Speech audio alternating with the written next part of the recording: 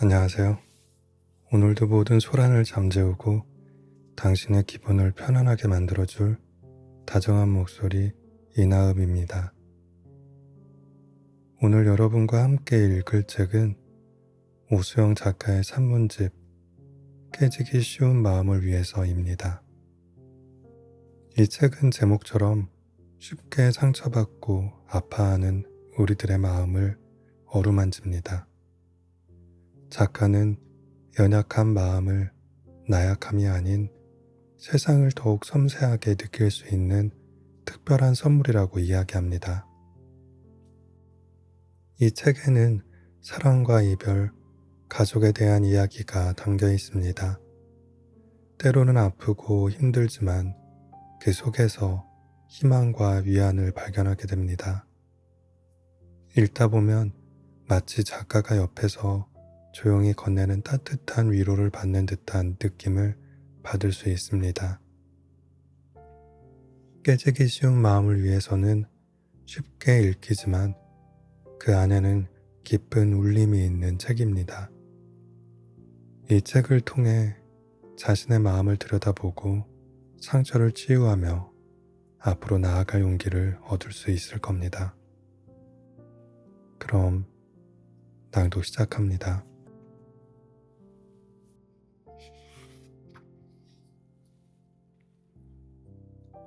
일렁이는 물결. 일생에 단 한 번 그런 사람이 찾아온다.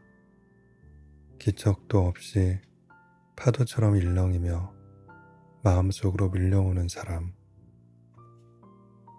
어느새 정신을 차려보면 마음이 온통 그 사람이 전해온 물결로 가득하다.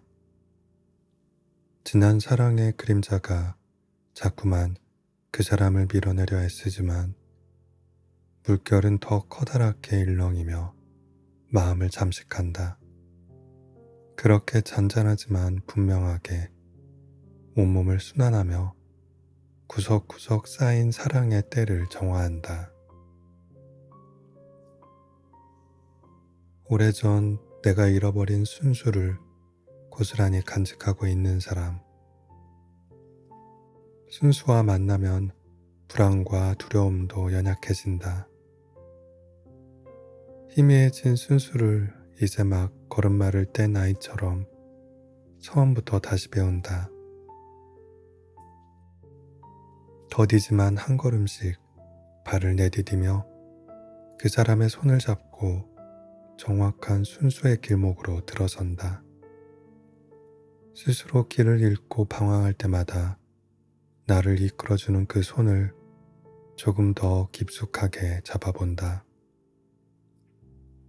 혹시나 내게도 그 사람의 마음의 물결을 전해줄 최소한의 진동이 아직 남아있다면 유통기한이 끝나기 전에 그 물결로 사랑의 형태를 만들어 볼 수 있을까?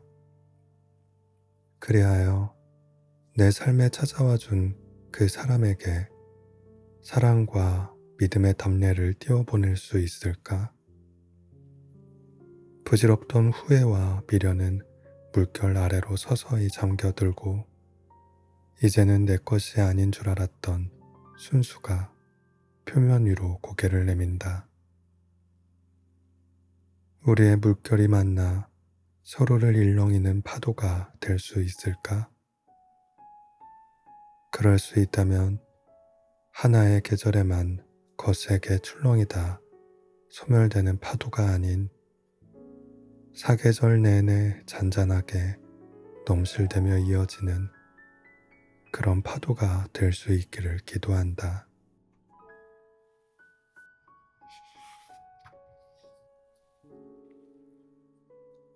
오붓한 고요. 먼 훗날 언젠가 나도 아이를 갖게 된다면 그때는 그 아이가 잠들기 전에 옆에서 꼬박 동화를 읽어주고 싶다는 혼자만의 다짐이 있었다.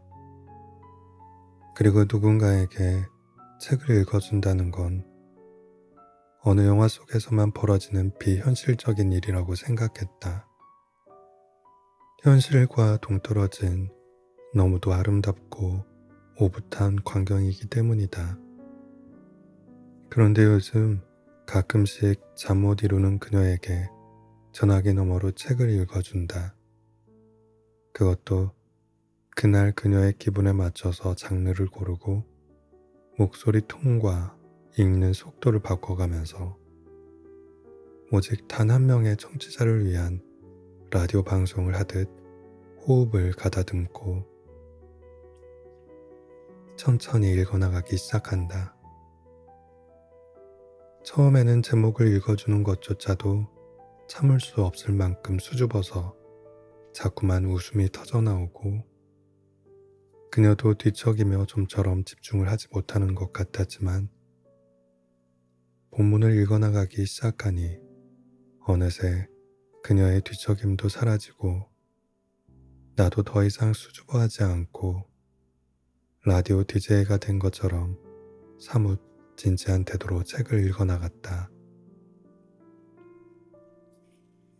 한 편의 산문을 읽어주고 있으면 오히려 그녀보다 내가 책의 내용에 집중하게 되는 것을 발견하게 되었고 그녀 또한 나를 위한 배려인지 글을 읽는 와중에는 전화기 너머로 잡음이 섞여들지 않도록 완벽한 고요를 만들어줬다. 그녀의 일상이 피곤하지 않은 날에는 대략 5편 정도의 산문을 아니면 녹초가 된 날에는 한 편의 산문을 읽어준다. 어떤 날에는 몇 편의 산문을 읽어줘도 졸음이 섞인 목소리로 하나만 더 하면서 간신히 말하는 그녀가 있고 또 어떤 날에는 한 편의 산문이 끝나기도 전에 새근새근 잠든 그녀의 숨소리가 있다. 가끔은 그녀가 잠든 것을 알면서도 전화기를 내려놓지 않고 몇 편의 글을 더 읽어줄 때도 있는데 아직 깊은 잠에 빠지지 않았을 그녀가 조금이라도 더 내 목소리를 듣고 간밤에 편안하게 잠들 수 있기를 바라는 마음에서다. 물론 내가 이렇게 낭만적인 순간에 취약하여 혼자서 감상에 빠지는 것일 수도 있지만 말이다. 그녀와 아무리 멀리 떨어져 있어도 이렇게 전화기를 통해 한 권의 책을 같이 읽어나갈 수 있고 같은 부분의 심지에서 그것에서 비롯된 감상과 정서가 우리의 일상의 생김새까지도 비슷한 표정으로 만들어주는 것 같아서 나는 그녀에게 책을 읽어주는 일을 멈추고 싶지 않다.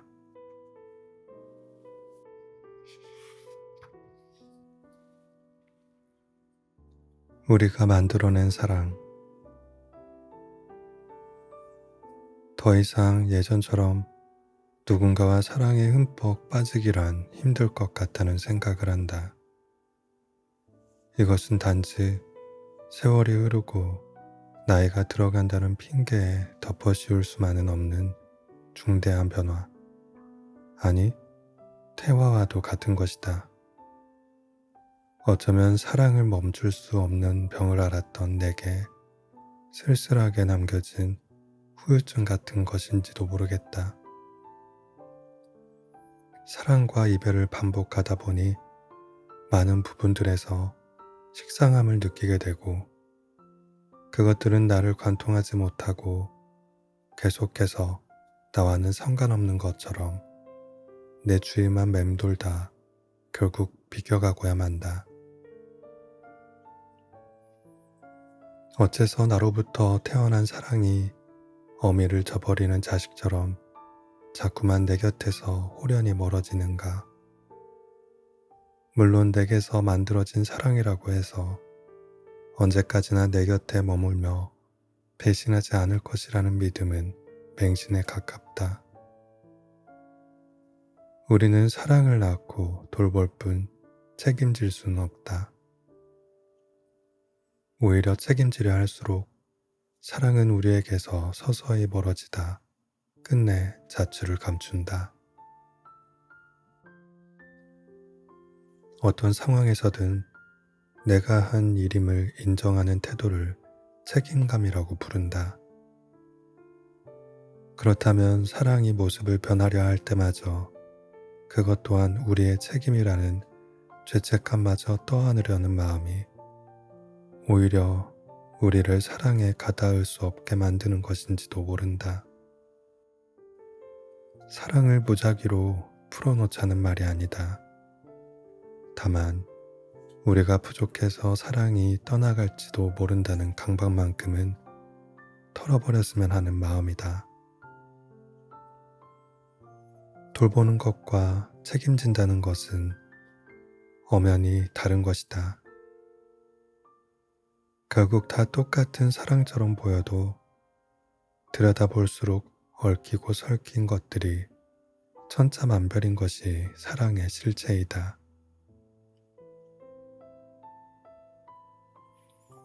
우리가 사랑을 만들었으니 이 사랑은 우리에게 종속되어야만 한다는 말은 계절을 가둬두려는 마음처럼 잔인하다. 흘러가는 강물과 날아가는 바람은 결코 한 곳에 머물지 않는다. 그것들의 타고난 속성은 정박이 아니라 떠남이다.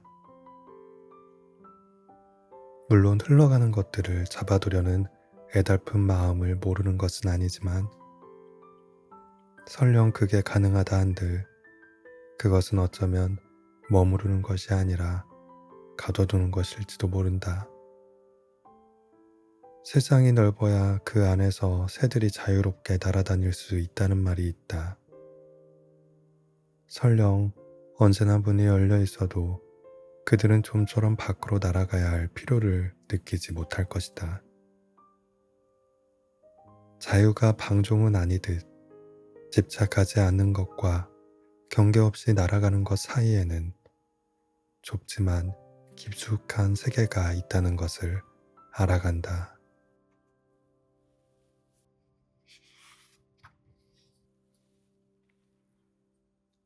거기까지만이라도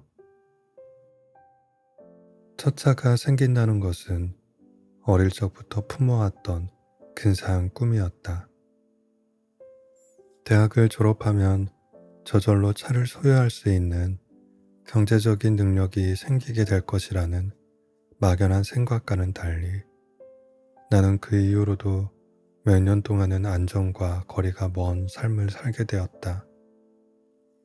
영화 시나리오 작가가 되겠다며 무작정 충무로에 살았던 시절과 영어학원에서 일했던 시절을 거쳐 가까스로 안정적인 직업을 구할 때까지 수많은 방황의 날들이 있었다. 그 시절들을 거쳐 가까스로 안정적인 일을 찾게 되었고 드디어 삶의 첫 차를 구매하게 되었다. 승무원 일을 하며 한국에 머무는 시간이 많지 않기도 하고 차에 대해 무지했던 까닭에 구매의 대부분의 과정을 아빠가 도와주셨다. 덕분에 아빠의 사무실이 있는 청주에서 유명하고 믿을만한 중고차 매장에서 차를 구매하게 되었다. 그런데 자동차 등록증을 청주에서 받게 된 데다가 차를 가져오기 위해서는 내가 고속버스를 타고 서울에서 청주로 가야 했다. 그래도 그런 것쯤은 아무래도 상관없었다. 첫 차가 생겼다는 사실이 버스를 타고 가는 시간조차도 설레게 만들었다.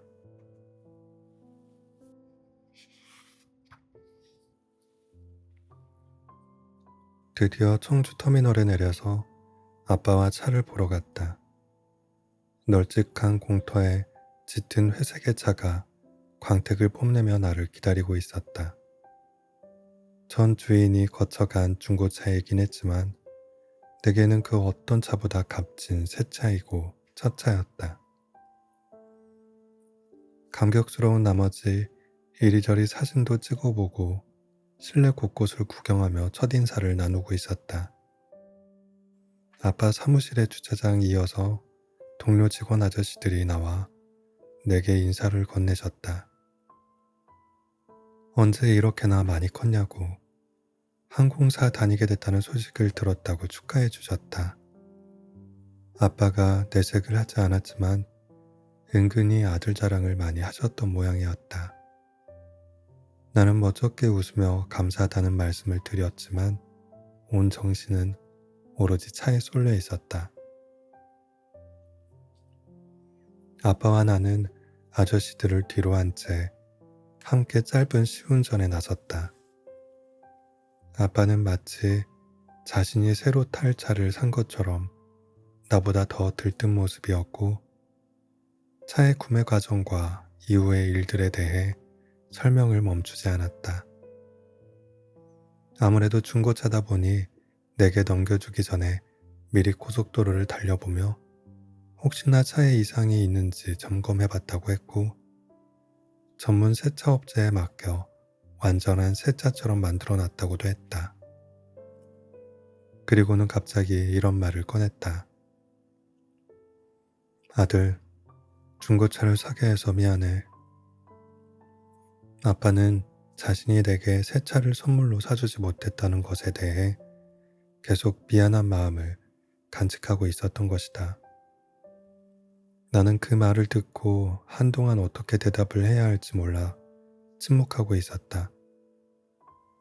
그러다 갑자기 아빠와 나눴던 오래전의 대화가 생각났다. 입대를 앞둔 어느 날, 그때도 아빠와 나는 차에 타고 있었다. 울적해 하는 내게 아빠는 이렇게 말했었다. 아들, 군대 무사히 다녀오면 아빠가 차 사줄게. 그러니 다치지 말고 건강하게만 다녀와. 아빠는 진심이었을 것이고 나 또한 진심으로 기뻐하며 그 말을 간직했었다. 어릴 적부터 아빠는 언제나 나의 가장 친한 친구였으며 나를 위해서라면 뭐든 다 이뤄주는 슈퍼맨이었기 때문이다. 하지만 제대 후 그 약속은 지켜지지 않았다. 집안의 사정에 대해서 면밀히는 알지 못했던 나는 아빠에게 약간의 실망을 표현했고 아빠는 그 약속이 기억나지 않는다고 했다. 하지만 지금에 와서 생각해보면 나는 그 실망을 표현하지 말았어야 했다. 아빠는 분명 나보다 더 정확하게 그 약속을 기억하고 있었을 것이고 아들이 제대할 날이 다가오자 마음은 점점 더 조급해졌을 것이다.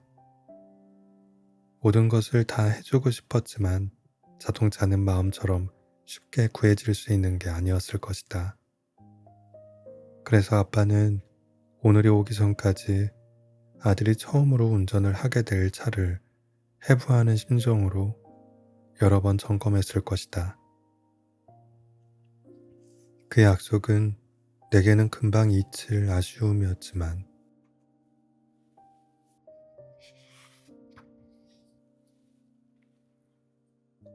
아빠에게는 영원히 잊지 못할 미안함으로 남아있던 걸까? 약속은 더 미안해하는 사람이 간직하게 되는 슬픈 속성을 지녔다. 짧은 시운전을 마치고 다시 아빠의 사무실로 돌아갔다. 이제는 내가 스스로 차를 운전해 서울로 올라가야 할 차례였다. 그동안 가끔씩 차를 렌트해서 운전을 해왔던 터라 대수롭지 않게 여겼지만 아빠는 마치 오늘이 나를 볼 수 있는 마지막인 것처럼 걱정을 했다. 동료 아저씨들도 다시 나와 다 큰 아들 무슨 걱정을 그렇게 하냐고 너스레를 놓았지만 아빠는 어느새 내 옆자리에 탄 이유였다. 괜찮다고 사양하는 나를 보며 잠시 망설이는가 싶더니 양보하듯 말했다. 알았다. 그럼 고속터미널까지만 가자. 거기까지만이라도 같이 가자. 거기까지만이라도. 더는 거절할 수 없는 표정과 마음이 담긴 언어였다. 우리는 그렇게 서울로 가는 고속도로에 들어서게 되었다. 별다른 대화는 없었지만 아빠는 앞으로 본격적으로 운전을 시작하는 내게 그동안 익혀온 운전에 대한 노련한 조언들을 아끼지 않았다. 날이 어느새 캄캄해지기 시작했고 서서히 고속터미널에 도착하고 있었다. 늦은 시간이라 아빠가 되돌아갈 버스에 좌석은 남아있는지 걱정이 됐다.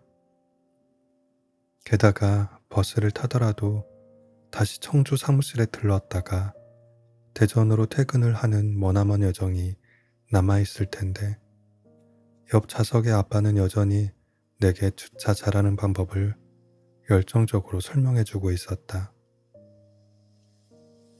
고속터미널에 주차를 하고 같이 저녁 식사라도 할 생각이었지만 아빠는 괜찮다며 운전 조심하라는 흔한 말만 남겨둔 채 나를 차 안에 남겨두고 호련히 뒤돌아 떠났다. 그렇게 잔소리를 하며 힘들게 여기까지 왔는데 이렇게 무덤덤하게 되돌아가도 되는 것인가? 자신의 몫이라고 여겨왔던 약속을 지켜주지 못한 것에 대한 자신만의 작은 의식이었던 것처럼 청주에서 서울까지 오는 그 시간 동안 내게 무수한 걱정과 미안함을 쏟아낸 아빠는 약간의 짐을 덜어낸 듯 가벼운 발걸음으로 돌아섰다. 백미러로 멀어지는 아빠의 뒷모습을 한참 동안 바라보다 그의 말처럼 계란을 밟듯이 살며시 엑셀을 밟아 집으로 출발했다.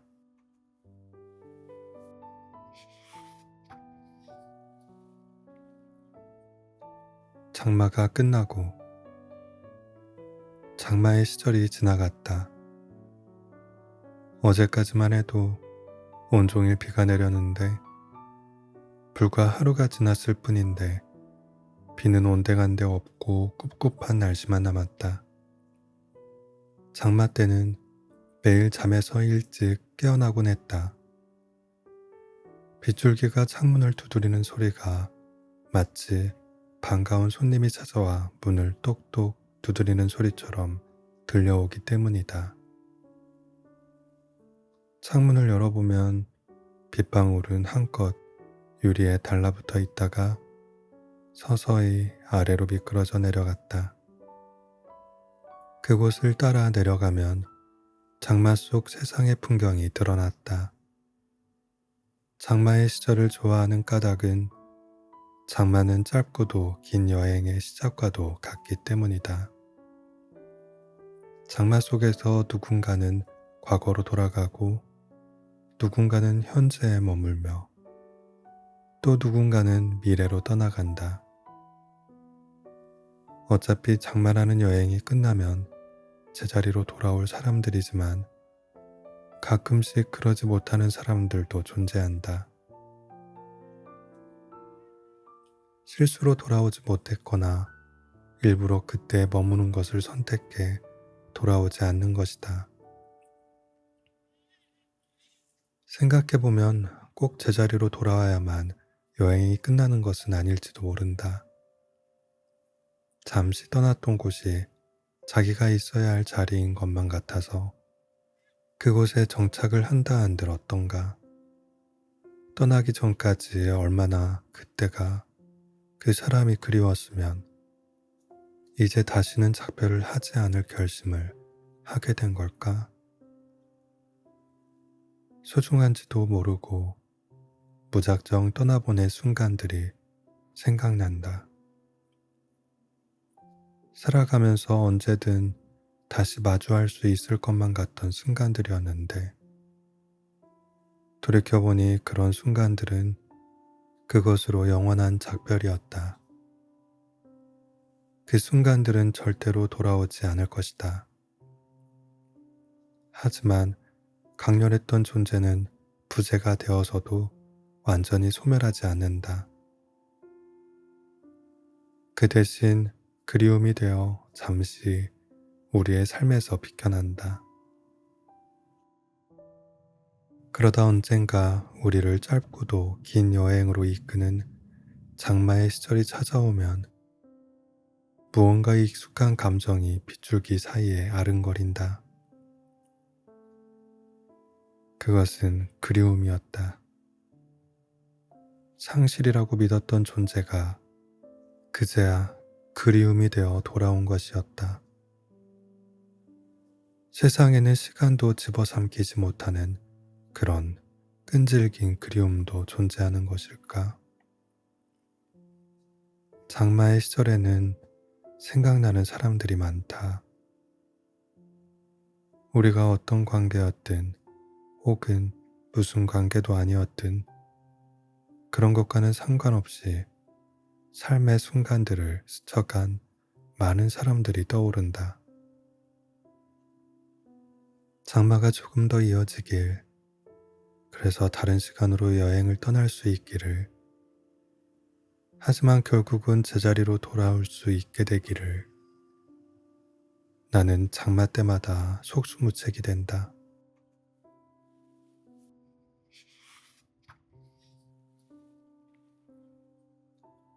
주인 없는 집. 문을 열고 오랜만에 집에 들어선다.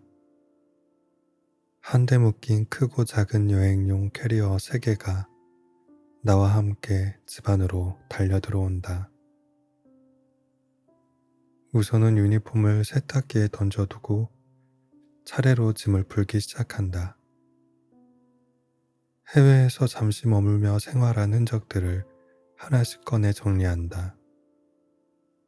몇 벌의 옷가지와 비상용 통조림 캔, 그리고 해외에서 사온 생필품 같은 것들을 꺼내다 말고 이내 다시 집어넣는다.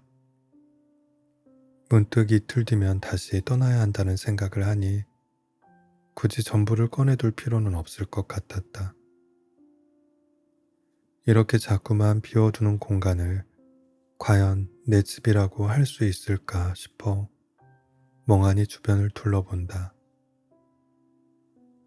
식탁에는 먼지가 뽀얗게 쌓여 있고 냉장고 안의 식자재들은 어느새 말라 비틀어졌다. 며칠 전 불이 나게 집을 나서느라 미처 정리해두지 못한 옷들이 바닥에 널브러져 있고, 잠들기 전 침대에서 읽던 책도 무슨 영문인지 바닥에 떨어져 있다. 냄새도 쾌쾌한 게 어쩐지 내 집이 아닌 것 같은 낯선 기분이 든다. 이번에는 며칠이나 집을 비웠던 걸까? 아무것도 하지 않아도 쌓이는 먼지처럼 아무 일도 없었는데 집이 낡아버린 느낌이다. 한 달에 많아봐야 열흘 정도만 머무는 장소인데 내가 과연 이 집에 산다고 말할 수 있을까? 아무래도 이 집에는 나의 흔적이 부족하다. 해외로 비행을 떠나면 짧게는 하루부터 길게는 닷새까지 집을 비우게 된다. 생각해보면 지난 5년간은 이 과정의 연속이었다. 해외의 호텔에 도착해도 짐을 전부는 풀지 않는 까닭은 또다시 바로 떠나야만 했기 때문이다. 가장 오래 머무는 곳만을 집이라고 한다면 나는 아무 곳에도 내 집이 없는 사람인 동시에 전 세계 어느 곳에나 내 집이 있는 사람이기도 하다. 어쩐지 새로운 방식으로 떠돌아다니는 유목민이 된 느낌이다. 날마다 새로운 공간에 들어서는 신비로움은 종종 낯섦으로 다가온다. 새로운 국가에 입국했을 때 펼쳐지는 낯선 문화의 광경과 시선도, 새로운 숙소에 방에 들어섰을 때 다가오는 익숙하지 않은 방의 구조와 배어있는 고유한 냄새도 모두 설레는 동시에 낯설다. 나는 이 공간과 이곳의 사람들과 잠시나마 어울릴 수는 있겠지만 결국은 깊게 스며들지 못하고 떠나가는 이방인으로 남을 것이다. 익숙한 것들로 채워진 곳에서 낯설은 호기심을 자극하기에는 충분하지만 결국은 익숙하고 편안한 것들로 돌아가는 것처럼 말이다. 장소든 사람이든 그런 이유들로 비로소 정착을 결정하게 되는 게 아닐까? 공간의 흔적을 남기면 나만의 장소가 된다.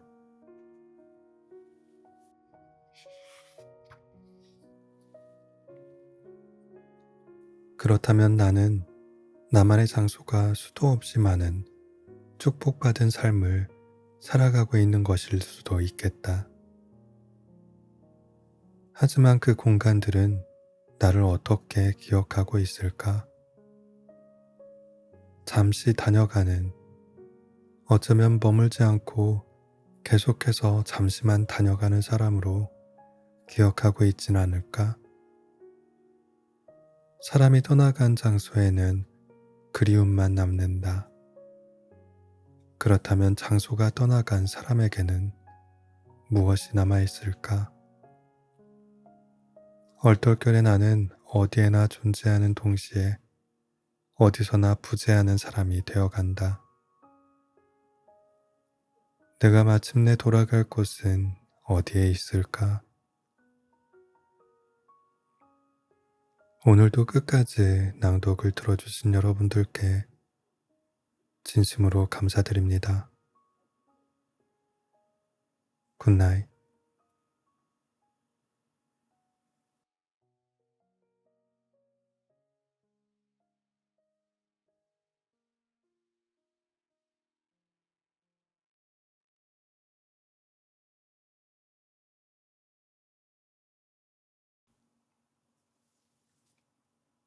안녕하세요. 오늘도 모든 소란을 잠재우고 당신의 기분을 편안하게 만들어줄 다정한 목소리 이나음입니다. 오늘 여러분과 함께 읽을 책은 오수영 작가의 산문집 깨지기 쉬운 마음을 위해서입니다. 이 책은 제목처럼 쉽게 상처받고 아파하는 우리들의 마음을 어루만집니다. 작가는 연약한 마음을 나약함이 아닌 세상을 더욱 섬세하게 느낄 수 있는 특별한 선물이라고 이야기합니다. 이 책에는 사랑과 이별, 가족에 대한 이야기가 담겨 있습니다. 때로는 아프고 힘들지만 그 속에서 희망과 위안을 발견하게 됩니다. 읽다 보면 마치 작가가 옆에서 조용히 건네는 따뜻한 위로를 받는 듯한 느낌을 받을 수 있습니다. 깨지기 쉬운 마음을 위해서는 쉽게 읽히지만 그 안에는 깊은 울림이 있는 책입니다. 이 책을 통해 자신의 마음을 들여다보고 상처를 치유하며 앞으로 나아갈 용기를 얻을 수 있을 겁니다. 그럼 낭독 시작합니다.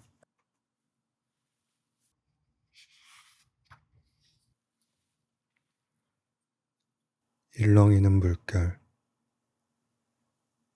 일생에 단 한 번 그런 사람이 찾아온다. 기척도 없이 파도처럼 일렁이며 마음속으로 밀려오는 사람. 어느새 정신을 차려보면 마음이 온통 그 사람이 전해온 물결로 가득하다.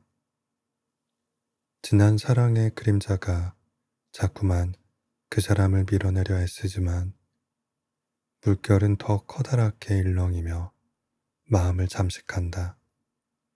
그렇게 잔잔하지만 분명하게 온몸을 순환하며 구석구석 쌓인 사랑의 때를 정화한다.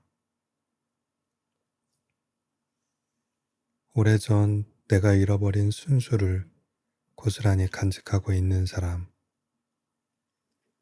순수와 만나면 불안과 두려움도 연약해진다. 희미해진 순수를 이제 막 걸음마를 뗀 아이처럼 처음부터 다시 배운다. 더디지만 한 걸음씩 발을 내디디며 그 사람의 손을 잡고 정확한 순수의 길목으로 들어선다. 스스로 길을 잃고 방황할 때마다 나를 이끌어주는 그 손을 조금 더 깊숙하게 잡아본다. 혹시나 내게도 그 사람의 마음의 물결을 전해줄 최소한의 진동이 아직 남아있다면 유통기한이 끝나기 전에 그 물결로 사랑의 형태를 만들어 볼 수 있을까? 그리하여 내 삶에 찾아와 준 그 사람에게 사랑과 믿음의 답례를 띄워보낼 수 있을까? 부질없던 후회와 미련은 물결 아래로 서서히 잠겨들고 이제는 내 것이 아닌 줄 알았던 순수가 표면 위로 고개를 내민다. 우리의 물결이 만나 서로를 일렁이는 파도가 될 수 있을까? 그럴 수 있다면 하나의 계절에만 거세게 출렁이다 소멸되는 파도가 아닌 사계절 내내 잔잔하게 넘실대며 이어지는 그런 파도가 될 수 있기를 기도한다.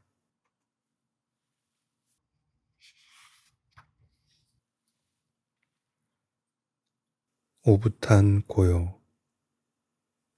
먼 훗날 언젠가 나도 아이를 갖게 된다면 그때는 그 아이가 잠들기 전에 옆에서 꼬박 동화를 읽어주고 싶다는 혼자만의 다짐이 있었다. 그리고 누군가에게 책을 읽어준다는 건 어느 영화 속에서만 벌어지는 비현실적인 일이라고 생각했다.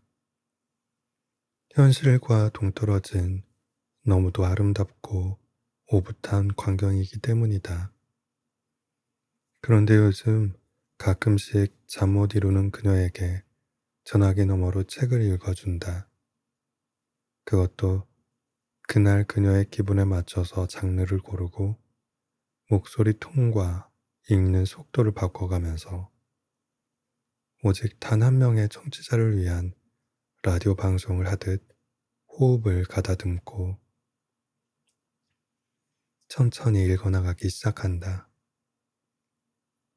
처음에는 제목을 읽어주는 것조차도 참을 수 없을 만큼 수줍어서 자꾸만 웃음이 터져나오고 그녀도 뒤척이며 좀처럼 집중을 하지 못하는 것 같았지만 본문을 읽어나가기 시작하니 어느새 그녀의 뒤척임도 사라지고 나도 더 이상 수줍어하지 않고 라디오 DJ가 된 것처럼 사뭇 진지한 태도로 책을 읽어나갔다. 한 편의 산문을 읽어주고 있으면 오히려 그녀보다 내가 책의 내용에 집중하게 되는 것을 발견하게 되었고 그녀 또한 나를 위한 배려인지 글을 읽는 와중에는 전화기 너머로 잡음이 섞여들지 않도록 완벽한 고요를 만들어줬다. 그녀의 일상이 피곤하지 않은 날에는 대략 5편 정도의 산문을 아니면 녹초가 된 날에는 한 편의 산문을 읽어준다. 어떤 날에는 몇 편의 산문을 읽어줘도 졸음이 섞인 목소리로 하나만 더 하면서 간신히 말하는 그녀가 있고 또 어떤 날에는 한 편의 산문이 끝나기도 전에 새근새근 잠든 그녀의 숨소리가 있다.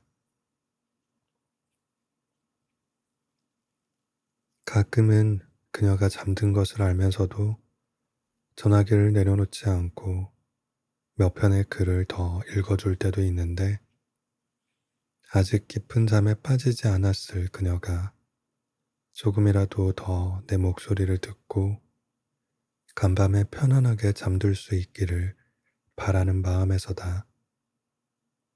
물론 내가 이렇게 낭만적인 순간에 취약하여 혼자서 감상에 빠지는 것일 수도 있지만 말이다.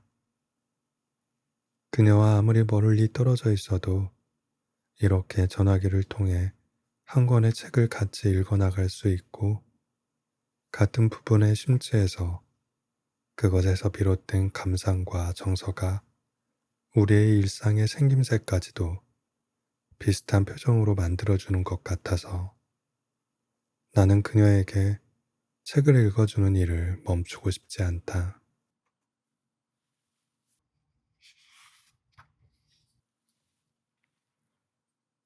우리가 만들어낸 사랑, 더 이상 예전처럼 누군가와 사랑에 흠뻑 빠지기란 힘들 것 같다는 생각을 한다. 이것은 단지 세월이 흐르고 나이가 들어간다는 핑계에 덮어씌울 수만은 없는 중대한 변화, 아니, 태화와도 같은 것이다. 어쩌면 사랑을 멈출 수 없는 병을 앓았던 내게 쓸쓸하게 남겨진 후유증 같은 것인지도 모르겠다. 사랑과 이별을 반복하다 보니 많은 부분들에서 식상함을 느끼게 되고 그것들은 나를 관통하지 못하고 계속해서 나와는 상관없는 것처럼 내 주위만 맴돌다 결국 비껴가고야 만다. 어째서 나로부터 태어난 사랑이 어미를 저버리는 자식처럼 자꾸만 내 곁에서 호련히 멀어지는가. 물론 내게서 만들어진 사랑이라고 해서 언제까지나 내 곁에 머물며 배신하지 않을 것이라는 믿음은 맹신에 가깝다. 우리는 사랑을 낳고 돌볼 뿐 책임질 수는 없다.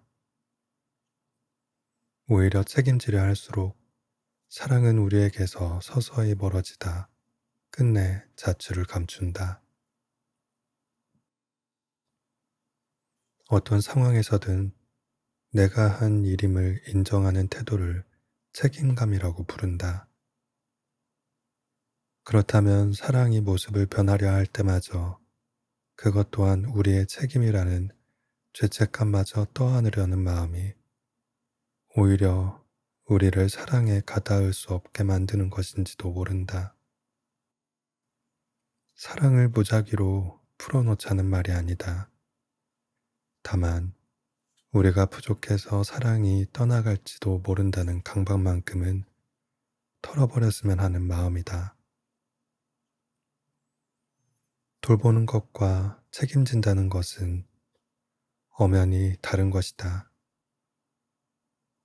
결국 다 똑같은 사랑처럼 보여도 들여다볼수록 얽히고 설킨 것들이 천차만별인 것이 사랑의 실체이다.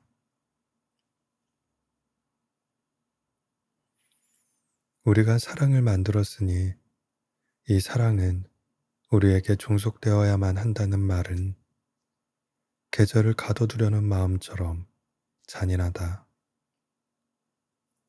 흘러가는 강물과 날아가는 바람은 결코 한 곳에 머물지 않는다. 그것들의 타고난 속성은 정박이 아니라 떠남이다.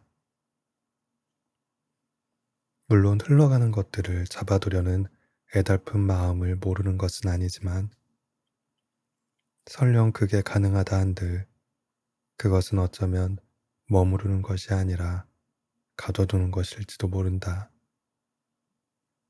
세상이 넓어야 그 안에서 새들이 자유롭게 날아다닐 수 있다는 말이 있다. 설령 언제나 문이 열려 있어도 그들은 좀처럼 밖으로 날아가야 할 필요를 느끼지 못할 것이다. 자유가 방종은 아니듯 집착하지 않는 것과 경계 없이 날아가는 것 사이에는 좁지만 깊숙한 세계가 있다는 것을 알아간다.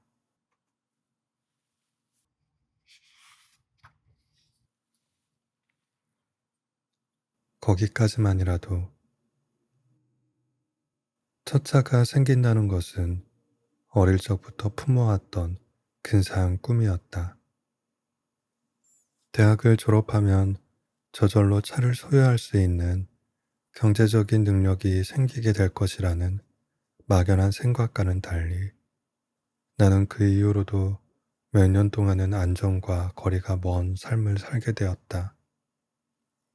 영화 시나리오 작가가 되겠다며 무작정 충무로에 살았던 시절과 영어학원에서 일했던 시절을 거쳐 가까스로 안정적인 직업을 구할 때까지 수많은 방황의 날들이 있었다. 그 시절들을 거쳐 가까스로 안정적인 일을 찾게 되었고 드디어 삶의 첫 차를 구매하게 되었다. 승무원 일을 하며 한국에 머무는 시간이 많지 않기도 하고 차에 대해 무지했던 까닭에 구매의 대부분의 과정을 아빠가 도와주셨다.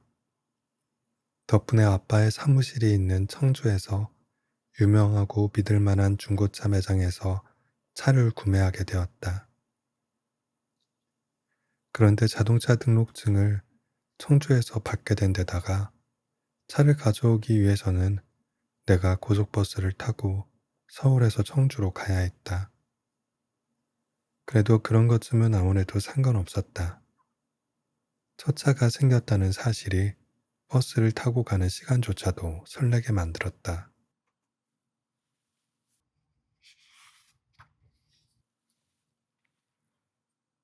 드디어 청주 터미널에 내려서 아빠와 차를 보러 갔다. 널찍한 공터에 짙은 회색의 차가 광택을 뽐내며 나를 기다리고 있었다. 전 주인이 거쳐간 중고차이긴 했지만 내게는 그 어떤 차보다 값진 새 차이고 첫 차였다. 감격스러운 나머지 이리저리 사진도 찍어보고 실내 곳곳을 구경하며 첫인사를 나누고 있었다. 아빠 사무실의 주차장 이어서 동료 직원 아저씨들이 나와 내게 인사를 건네줬다. 언제 이렇게나 많이 컸냐고 항공사 다니게 됐다는 소식을 들었다고 축하해 주셨다. 아빠가 내색을 하지 않았지만 은근히 아들 자랑을 많이 하셨던 모양이었다. 나는 멋쩍게 웃으며 감사하다는 말씀을 드렸지만 온 정신은 오로지 차에 쏠려 있었다. 아빠와 나는 아저씨들을 뒤로 한 채 함께 짧은 시운전에 나섰다. 아빠는 마치 자신이 새로 탈 차를 산 것처럼 나보다 더 들뜬 모습이었고 차의 구매 과정과 이후의 일들에 대해 설명을 멈추지 않았다. 아무래도 중고차다 보니 내게 넘겨주기 전에 미리 고속도로를 달려보며 혹시나 차에 이상이 있는지 점검해봤다고 했고 전문 세차 업체에 맡겨 완전한 새 차처럼 만들어놨다고도 했다. 그리고는 갑자기 이런 말을 꺼냈다. 아들, 중고차를 사게 해서 미안해.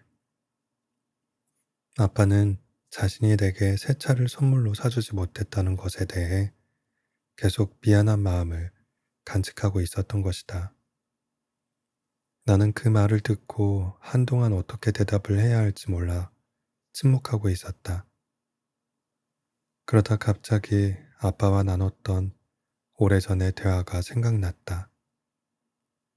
입대를 앞둔 어느 날, 그때도 아빠와 나는 차에 타고 있었다. 울적해 하는 내게 아빠는 이렇게 말했었다. 아들, 군대 무사히 다녀오면 아빠가 차 사줄게. 그러니 다치지 말고 건강하게만 다녀와. 아빠는 진심이었을 것이고 나 또한 진심으로 기뻐하며 그 말을 간직했었다. 어릴 적부터 아빠는 언제나 나의 가장 친한 친구였으며 나를 위해서라면 뭐든 다 이뤄주는 슈퍼맨이었기 때문이다. 하지만 제대 후 그 약속은 지켜지지 않았다. 집안의 사정에 대해서 면밀히는 알지 못했던 나는 아빠에게 약간의 실망을 표현했고 아빠는 그 약속이 기억나지 않는다고 했다. 하지만 지금에 와서 생각해보면 나는 그 실망을 표현하지 말았어야 했다. 아빠는 분명 나보다 더 정확하게 그 약속을 기억하고 있었을 것이고 아들이 제대할 날이 다가오자 마음은 점점 더 조급해졌을 것이다. 모든 것을 다 해주고 싶었지만 자동차는 마음처럼 쉽게 구해질 수 있는 게 아니었을 것이다. 그래서 아빠는 오늘이 오기 전까지 아들이 처음으로 운전을 하게 될 차를 해부하는 심정으로 여러 번 점검했을 것이다. 그 약속은 내게는 금방 잊힐 아쉬움이었지만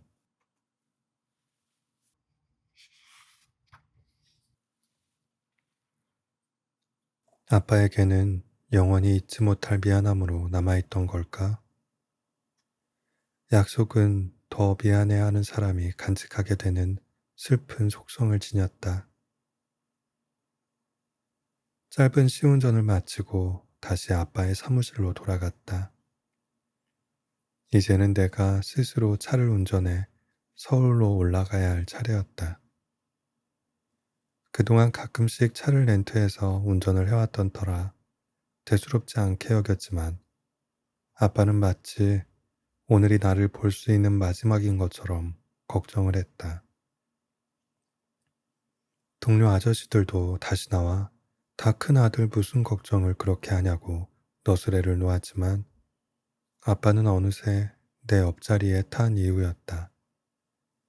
괜찮다고 사양하는 나를 보며 잠시 망설이는가 싶더니 양보하듯 말했다. 알았다. 그럼 고속터미널까지만 가자. 거기까지만이라도 같이 가자. 거기까지만이라도. 더는 거절할 수 없는 표정과 마음이 담긴 언어였다. 우리는 그렇게 서울로 가는 고속도로에 들어서게 되었다. 별다른 대화는 없었지만 아빠는 앞으로 본격적으로 운전을 시작하는 내게 그동안 익혀온 운전에 대한 노련한 조언들을 아끼지 않았다. 날이 어느새 캄캄해지기 시작했고 서서히 고속터미널에 도착하고 있었다. 늦은 시간이라 아빠가 되돌아갈 버스에 좌석은 남아있는지 걱정이 됐다. 게다가 버스를 타더라도 다시 청주 사무실에 들렀다가 대전으로 퇴근을 하는 머나먼 여정이 남아있을 텐데 옆 좌석의 아빠는 여전히 내게 주차 잘하는 방법을 열정적으로 설명해주고 있었다. 고속터미널에 주차를 하고 같이 저녁 식사라도 할 생각이었지만 아빠는 괜찮다며 운전 조심하라는 흔한 말만 남겨둔 채 나를 차 안에 남겨두고 호련히 뒤돌아 떠났다. 그렇게 잔소리를 하며 힘들게 여기까지 왔는데 이렇게 무덤덤하게 되돌아가도 되는 것인가? 자신의 몫이라고 여겨왔던 약속을 지켜주지 못한 것에 대한 자신만의 작은 의식이었던 것처럼 청주에서 서울까지 오는 그 시간 동안 내게 무수한 걱정과 미안함을 쏟아낸 아빠는 약간의 짐을 덜어낸 듯 가벼운 발걸음으로 돌아섰다. 백미러로 멀어지는 아빠의 뒷모습을 한참 동안 바라보다 그의 말처럼 계란을 밟듯이 살며시 엑셀을 밟아 집으로 출발했다.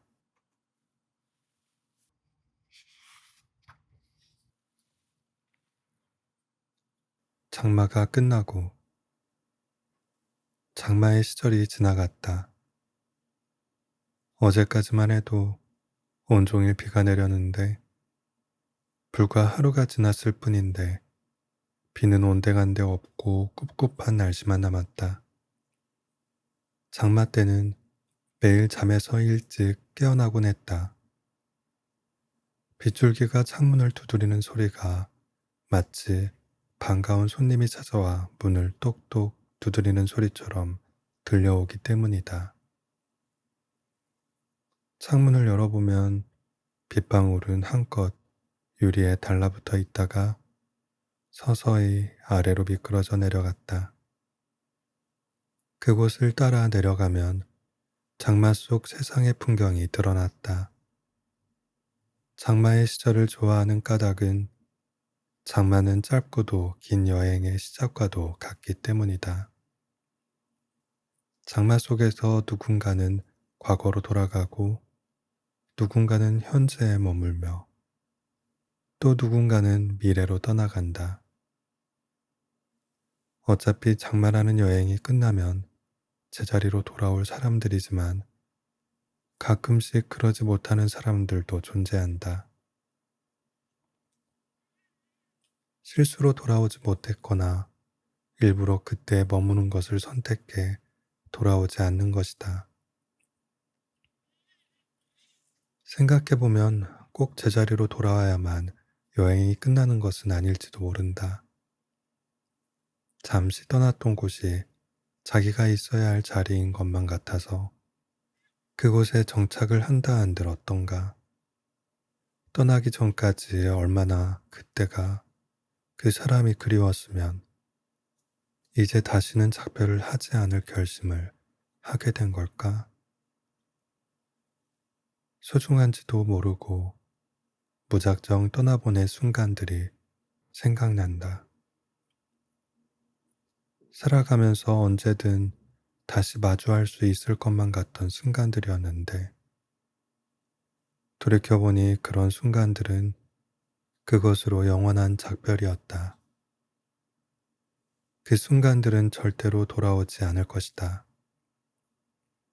하지만 강렬했던 존재는 부재가 되어서도 완전히 소멸하지 않는다.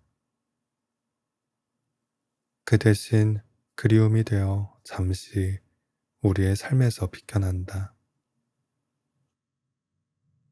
그러다 언젠가 우리를 짧고도 긴 여행으로 이끄는 장마의 시절이 찾아오면 무언가 익숙한 감정이 빗줄기 사이에 아른거린다.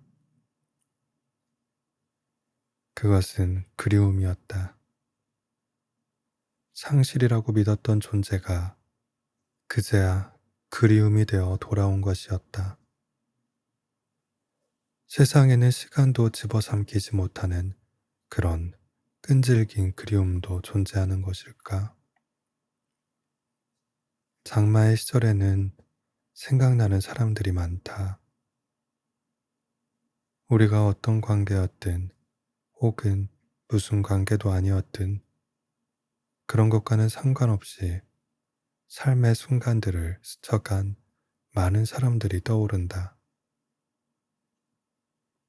장마가 조금 더 이어지길, 그래서 다른 시간으로 여행을 떠날 수 있기를, 하지만 결국은 제자리로 돌아올 수 있게 되기를, 나는 장마 때마다 속수무책이 된다.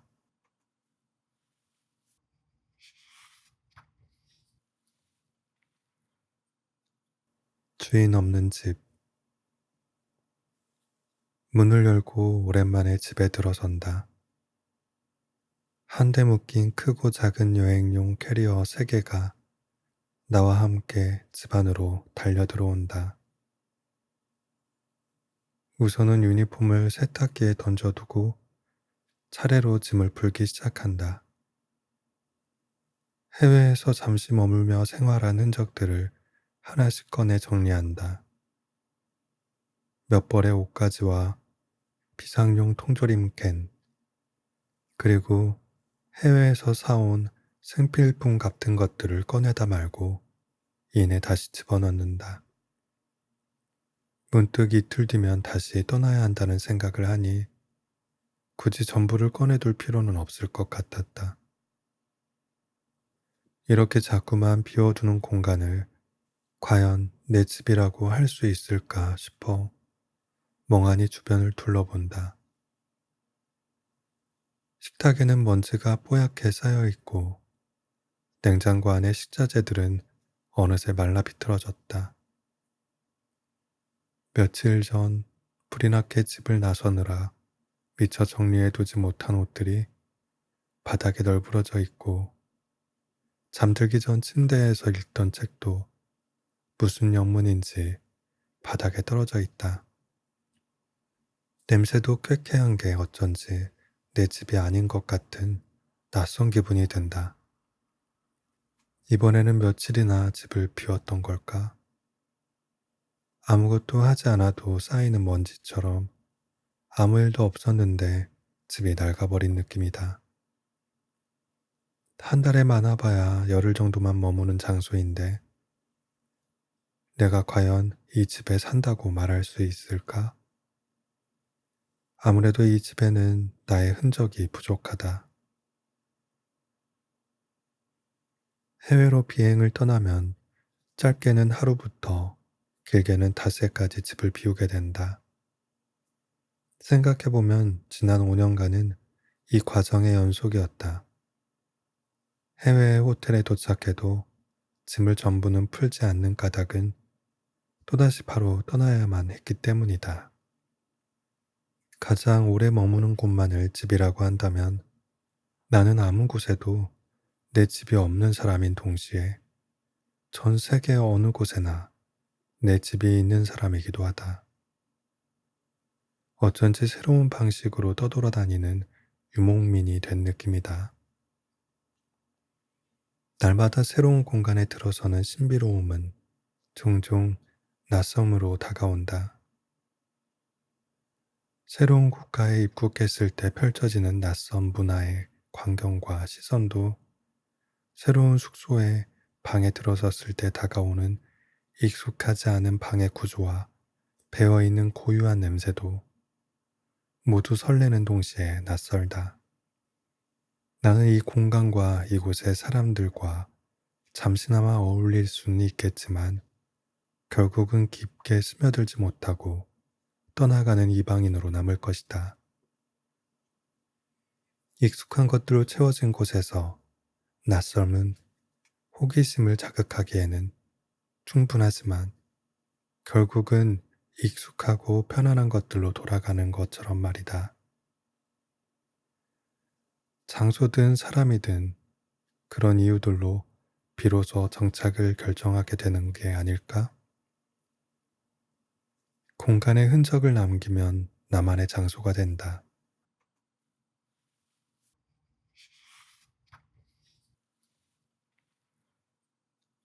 그렇다면 나는 나만의 장소가 수도 없이 많은 축복받은 삶을 살아가고 있는 것일 수도 있겠다. 하지만 그 공간들은 나를 어떻게 기억하고 있을까? 잠시 다녀가는, 어쩌면 머물지 않고 계속해서 잠시만 다녀가는 사람으로 기억하고 있진 않을까? 사람이 떠나간 장소에는 그리움만 남는다. 그렇다면 장소가 떠나간 사람에게는 무엇이 남아있을까? 얼떨결에 나는 어디에나 존재하는 동시에 어디서나 부재하는 사람이 되어간다. 내가 마침내 돌아갈 곳은 어디에 있을까? 오늘도 끝까지 낭독을 들어주신 여러분들께 진심으로 감사드립니다. 굿나잇.